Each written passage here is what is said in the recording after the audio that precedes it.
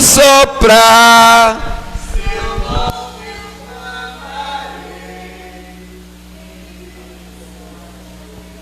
Saúde os irmãos com a paz do Senhor. É um prazer, meus irmãos, estar aqui com mais uma oportunidade. Eu queria agradecer a Jesus e dizer, meus irmãos, que sem Ele nada eu posso fazer. Amém, meus irmãos?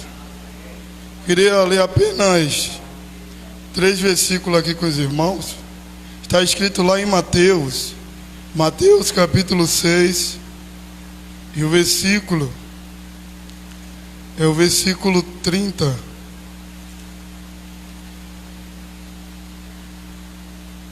Glória a Deus.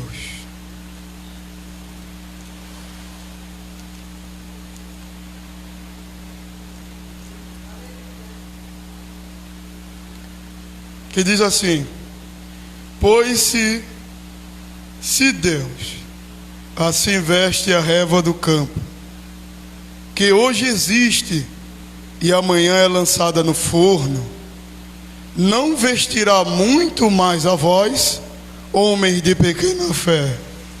Não andeis, pois, inquieto, dizendo: o que comeremos, ou o que beberemos, ou o que nós vestiremos?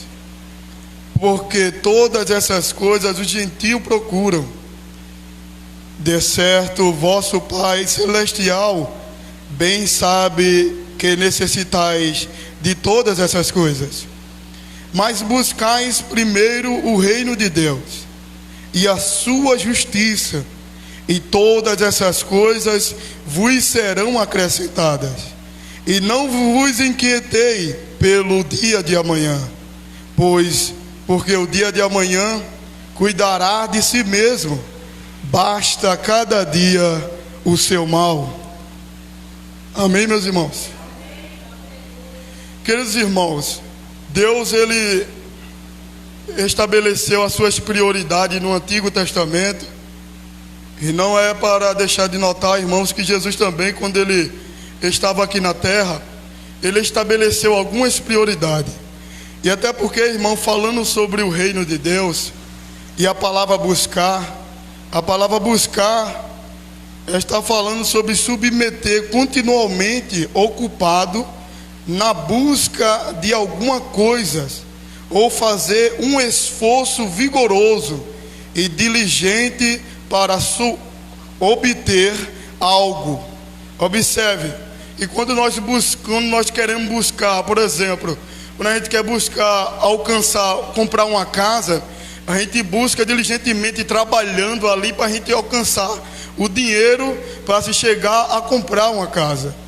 E esse verbo buscar fala de aquilo, a pessoa se submeter, ou seja, buscar-se de toda a alma o reino de Deus, se entregar, se esforçar. É aquilo que o apóstolo Paulo disse. O apóstolo Paulo disse: se vós já estão ressuscitado com Cristo, pensai nas coisas que estão de cima, aonde Deus o Pai, né? Observe que o apóstolo Paulo, ele advertia também os irmãos a buscar as coisas de Deus, o reino de Deus. Até porque, meus irmãos, Deus nunca estabeleceu uma prioridade para o ser humano para ser ruim para a sua vida, não. As prioridades que Deus estabeleceu para com o ser humano, simplesmente para que o ser humano seja bem sucedido. Onde está escrito isso? Lá no livro de Josué. Deus chega para Josué e diz: Josué, medite nessa lei. Josué, absorve essa lei, Josué, e não se desvia dela, nem para a direita e nem para a esquerda, porque em tudo quanto tu fizer, e até o teu caminho será próspero. Observe, meus irmãos, que a prioridade que Deus tem para com o ser humano é simplesmente para que o ser humano seja bem sucedido. Glória a Deus. É por isso que Jesus, quando ele vem advertendo, Jesus vem dizendo: não se preocupei pelo dia de amanhã, porque o dia de amanhã cuidará de si mesmo. Porque quando a gente vai no início, a gente vê Jesus ilustrando, falando sobre as aves, falando sobre as plantas, falando que a ave, ela nem trabalha e nem fia. A Bíblia está... Eita glória! Mas a Bíblia é categórica, a Bíblia diz: mas Deus, o Pai, as alimenta. Veja, a ave nem trabalha e nem fiam, ela não se esforça para nada, simplesmente ela acorda de manhã e diz assim: o que é que Deus preparou para mim? Eu vou comer agora, o que é que Deus preparou para mim? Simplesmente o texto está falando isso. Não precisa se conjecturar para falar um texto desse. Veja, irmãos, observe que porque Jesus falou para a gente buscar primeiro o reino de Deus. Porque se a gente observar, irmãos, o tempo de hoje que nós estamos vivendo, poucas pessoas pensam nas coisas de Deus. Poucas pessoas se entregam nas coisas de Deus. Muitas pessoas, meus irmãos, buscam a coisa terrena, objetivo terreno. Quer ver uma ilustração aqui boa? Quando Jesus disse: lembrai-vos da mulher de Ló. Quem era a mulher de Ló, irmãos? Era uma mulher que vivia regalada aos seus prazeres. A mulher de Ló, irmãos, nunca pensava nas coisas de Deus. Para a mulher de Ló, aquilo que acontecia na vida dela era algo normal. As bênçãos que Ló alcançava aqui na terra era algo normal para ela. Por isso que ela se entregava, e até porque a origem da mulher de Ló era Sodoma. Ló, quando eles chegam lá em Sodoma, alguns dizem que Ló já veio com ela, outros dizem que Ló se casou na cidade de Sodoma. É por isso que quando Jesus disse: lembrai-vos da mulher de Ló, faz da gente colocar a nossa lembrança. E observe que a palavra lembrar quer dizer recordar aquilo que nós, por exemplo, o que eu fiz ontem, eu vou lembrar o que eu fiz ontem. É por isso que Jesus diz: lembrai-vos da mulher de Ló. E como é que eu vou lembrar de uma pessoa se eu nunca vi falar dessa mulher? Como é que eu vou lembrar de uma pessoa que eu não sei nem que história, de qual história, da onde ela veio? É por isso que eu pincelei aqui falando que ela era sodomita, e ela se entregava aos seus prazeres. E quando o anjo chegou para tirar Ló daquele lugar, a Bíblia diz que ela até no caminho ela foi. Observe que ela saiu de Sodoma e estava aí destino a Zoar. Diga comigo: ela estava indo para Zoar.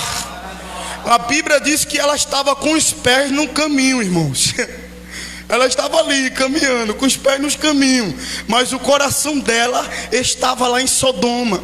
E triste de um ser humano, irmãos, é quando ele não entende esse versículo aqui, quando Jesus disse: buscai primeiro o reino de Deus. Triste de uma pessoa quando ele não pensa nas coisas de Deus. E observe que ela estava com o caminho, ela estava no caminho, mas o coração dela estava em Sodoma.